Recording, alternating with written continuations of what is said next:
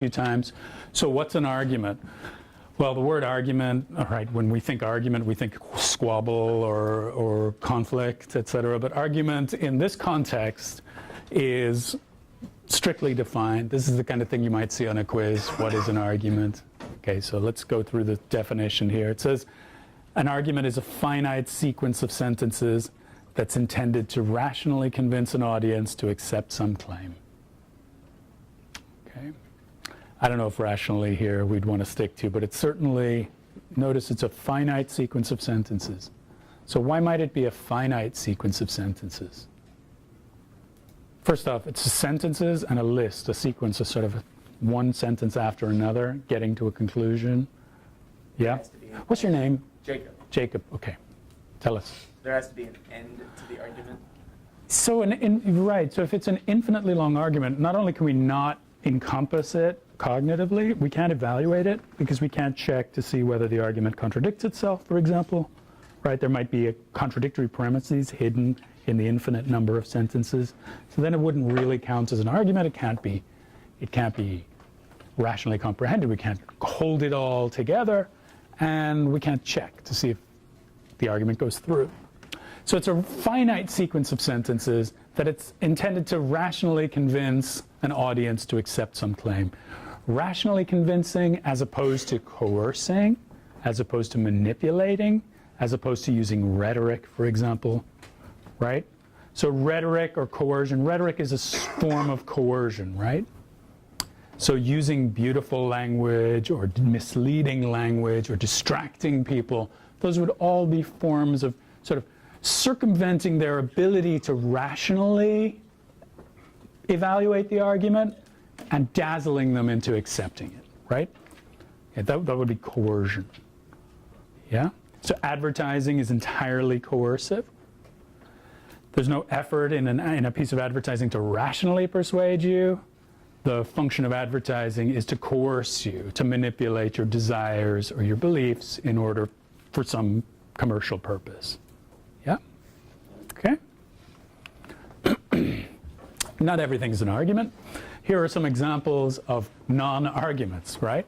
So directions to the park, or a shopping list, or a recipe for apple pie, grunting, snoring, laughing, weather forecasts, explanations of the rising price of oil, descriptions, orders, commands, etc. Those are not arguments. So an argument is a particular kind of mode of conversation or a mode of writing.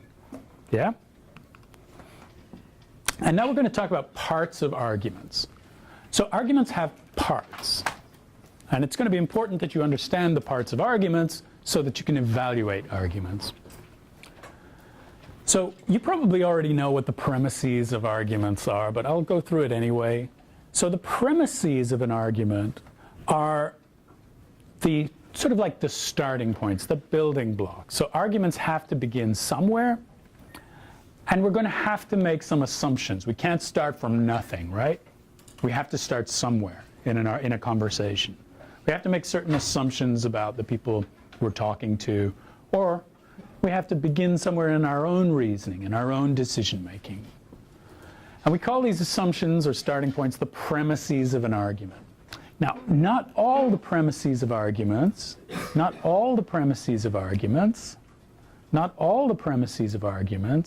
are going to be explicitly stated.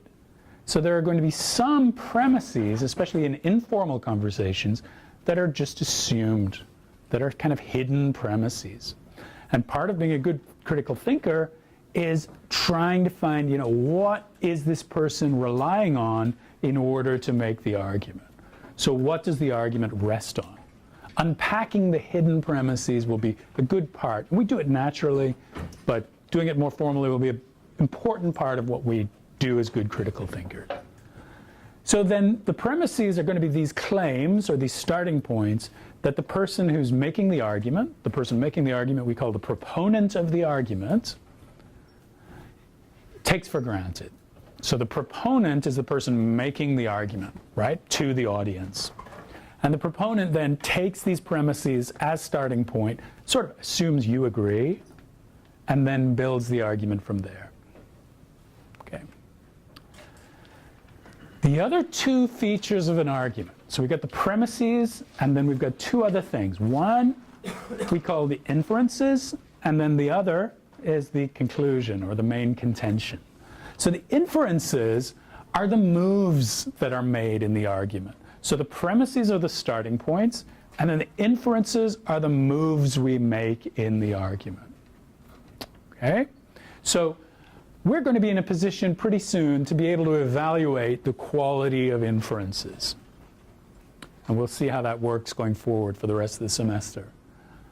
So the purpose of the inferences is to move the audience rationally from the starting point, from the premises, to the conclusion.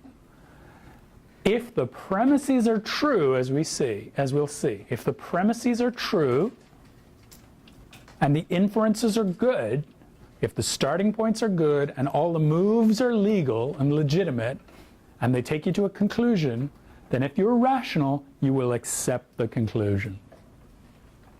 Okay? All right, so we've got two things so far. We've got the premises and the inferences. We're going to be evaluating the premises and evaluating the inferences as critical thinkers. Evaluating the premises, well, what values are we talking about? We're talking about truth and falsity. Are these premises true? What are the inferences? The inferences are the moves. Are these moves legal moves or illegal moves? Are they good moves or bad moves? We've seen some bad moves. We saw the non sequiturs. Non sequiturs, intuitively, you know non sequiturs are bad moves, right? We'll get more formal and learn more about how to evaluate, how to decide whether we're talking about good moves or bad moves as we go forward. So the inferences then move our reasoning along from the shared common starting points to steps in the argument and eventually to the acceptance of some contention or main contention or conclusion. All right? As we said, some ways are good and some ways are bad. Some ways of making moves are good, some ways of making moves are bad. We sort of have a sense of that from common sense. We'll learn more going forward. So if you're talking to someone who's virtuous, right, as opposed to politicians, people in advertising, ideologues, etc., right? Propagandists, etc., right? Entertainers, etc. Those folks are not virtuous reasoners, right? For the most part, okay? They're not. But if you're talking to someone who's virtuous, who doesn't have money at stake, is an honest person, who's attempting to rationally persuade you, then the virtuous proponent of an argument has a hope. And that person's hope is that you'll be convinced to accept their conclusion, the main contention, on the basis of two things. That you've accepted the truth of the premises, you agree that the premises are true, and you agree that the inferences, the moves, are legitimate moves, right? So the virtuous proponent of an argument isn't just trying to manipulate you to get your money or your vote or get you into bed.